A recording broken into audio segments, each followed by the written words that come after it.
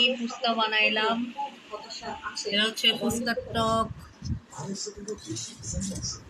এই ফুচকা, এটা হচ্ছে ফুচকার জন্য এই যে ঘুগনি, আলু ঘুগনি।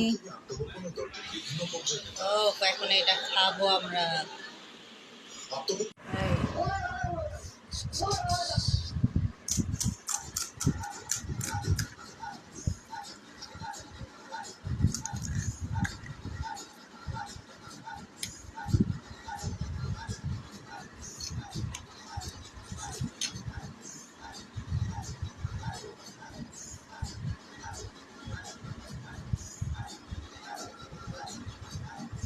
বিশেষজ্ঞরা বলছেন 10 দিন আগেই দেয়া যেত এমন বর্ষণের সাধারণ পূর্বাভাস, আর 3 দিন পূর্বে দেয়া যেত শতকরা 90 ভাগ